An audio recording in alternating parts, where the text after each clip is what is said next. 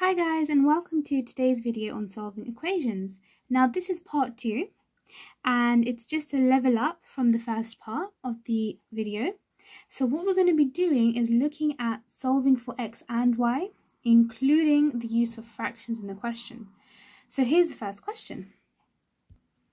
So I haven't written it, but the question is make x the subject. And this is exactly what we were doing in the first part of the video, so you should be really good at it right now. If you want to pause the video and have a go, you can do that. Otherwise, let's jump right into the question. So we've got 3x and 5x as like terms, and then we've got 2 and the negative 6.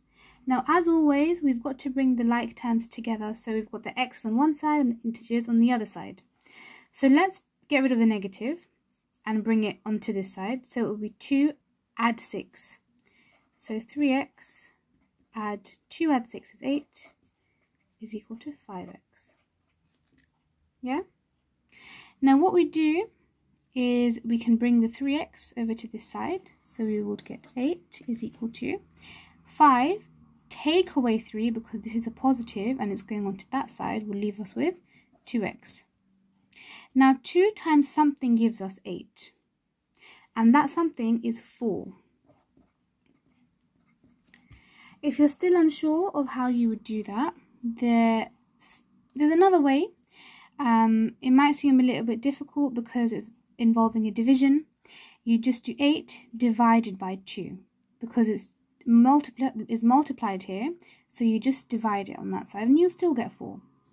So that was just a recap of what we were doing in the first part of this video.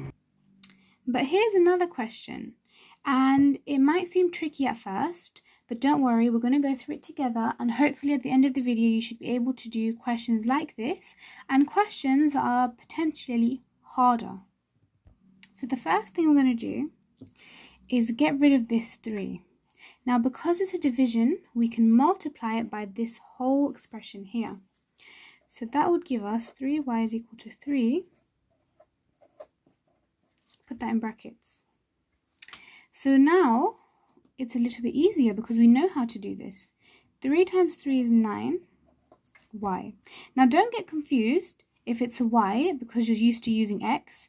It's exactly the same process. So 9y take away 3 times 2 is 6. And we've got 3y. What we can do is we can bring the 3y to here and bring the minus 6 here. So if we make this a positive, it will be 3y plus 6 is 9y. And then 6 is just 6y because we're taking away 3. That just leaves us with y being equal to 1 because 6 times 1 is 6. And that means that y is equal to 1. So that wasn't really tricky. That was just getting rid of the division and then following the process that we've been looking at in the past few videos. So I hope that helped.